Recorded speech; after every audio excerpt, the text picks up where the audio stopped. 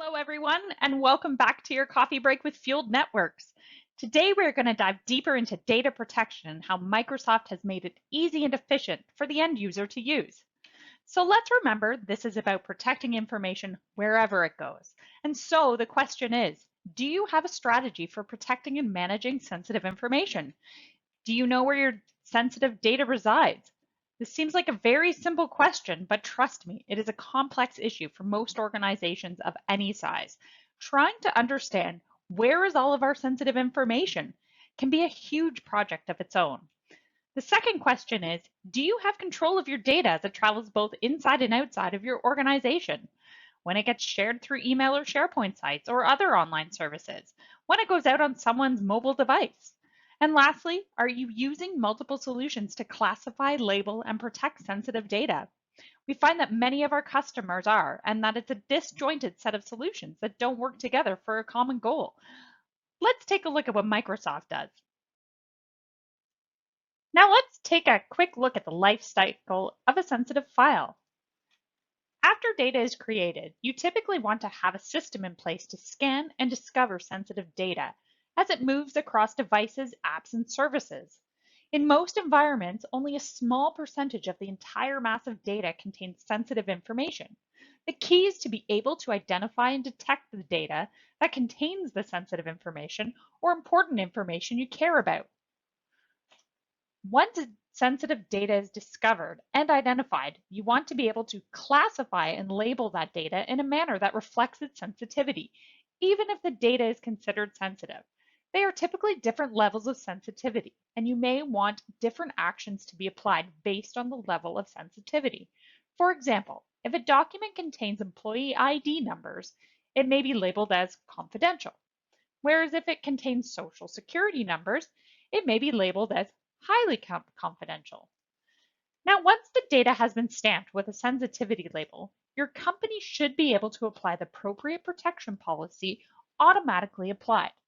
This may include one of several protection actions, such as encryption, restricting access rights, applying visual markings, or a watermark, applying a retention or deletion policy, or even a data loss prevention action, such as blocking or sharing.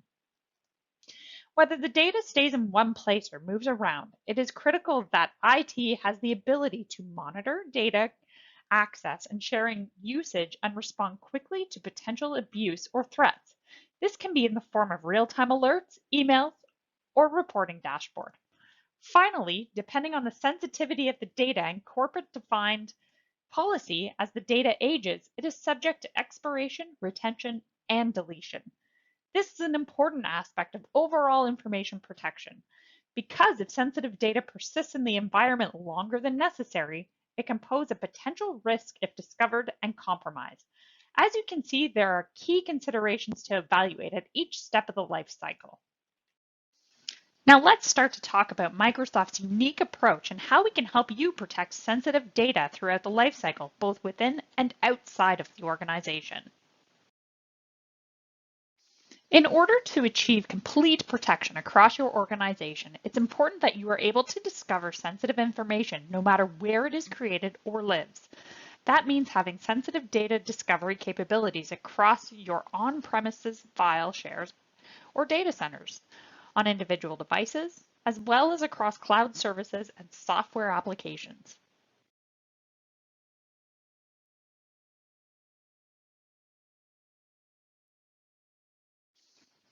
So we know that with the shift to the mobile first, cloud first world, the perimeter is only a single component of protecting information. It's important that we balance the goals of security and productivity.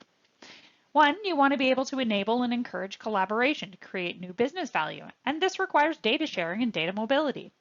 At the same time, you want to prevent unauthorized disclosure, modification, and destruction of data and important information. Lastly, you want to reduce and manage the risk of user errors, such as unintentional sharing or an inappropriate usage of information. Ultimately, data must be protected at all times, both inside and outside of the network. Let's look at the discover and classify phases of information protection. This involves scanning and detecting sensitive data, all based on the policy defined and configured by your organization. Now, a couple key considerations. You'll want to ask yourself, is there an automated way to discover important data? Which regulations and compliance factors matter? Is my data spread out across devices, cloud, and on-prem? Is my data spread out geographically? Are certain employees or groups more relevant for discovery? And do I know the characteristics of sensitive or important data? Classification and labeling sensitive data can come in different forms, again based on the policies and specific requirements of each individual. It typically starts with business functions such as legal, compliance, HR, and finance teams collectively defining the sensitive information policies for the organization. For example, each organization must decide as to what constitutes highly confidential versus general business information. Microsoft provides a default recommended set of classification and sensitivity labels that can be applied to documents, and it can also customize the classification and labeling structure based on your needs. There is also flexibility in defining how sensitivity labels are applied to documents. Policy can be set to automatically apply a sensitivity label to a document based on the detection of sensitive information. For example, policy could be defined to automatically mark a document as confidential if it contains social security numbers.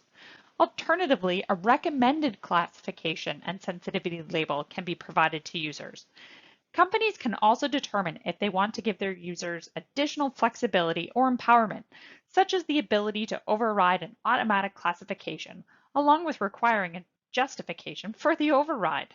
And because sometimes the company and IT doesn't have a complete understanding of all the different types of data that their employees may be working with, you can also enable users to classify and apply a sensitivity label themselves.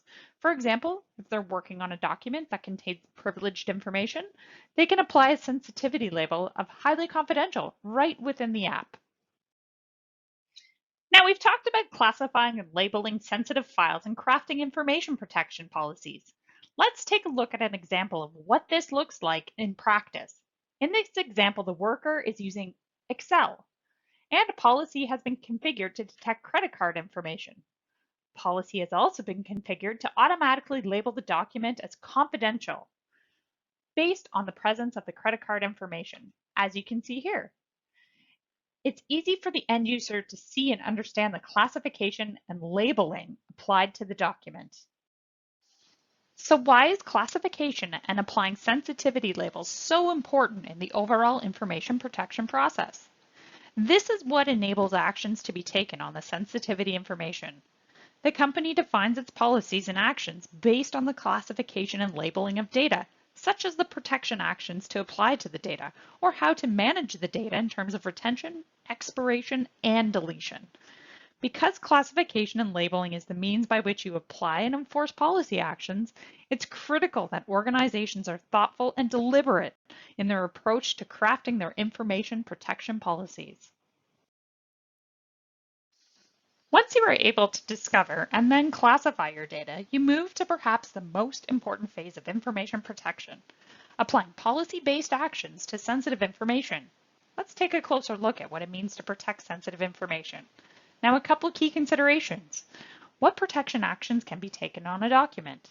Can protection automatically be applied based on policy? Can users manually protect when necessary? Can I create policy scope to a particular group? Can different protection be applied to internal versus external? Does protection apply across devices, apps, and service? Are users made aware of what they can and should do? And do protection options help me meet regulatory requests? Here's an example of protection action being taken on sensitive information that is detected in a document. In this example, DLP capabilities in Office 365 has detected social security numbers, which triggers a policy that the organization has configured. A policy tip is presented to the end user, warning them that the document contains sensitive information and sharing of the file is restricted.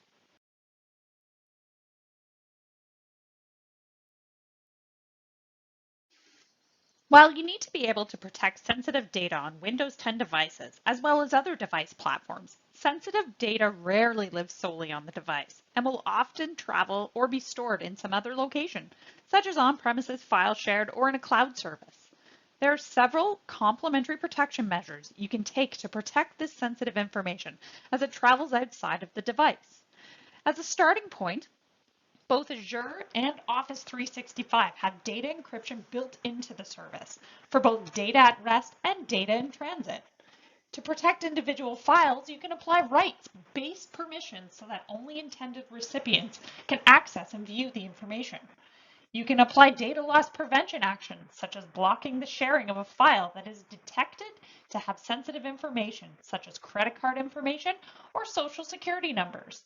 You can limit or block access to cloud apps present in your environment, or revoke app access among specific individuals. To help end users make more informed decisions, you can enable policy tips that notify users that the document they are working with contains sensitive information, or you can even automatically apply a visual marking to a document, such as header or footer.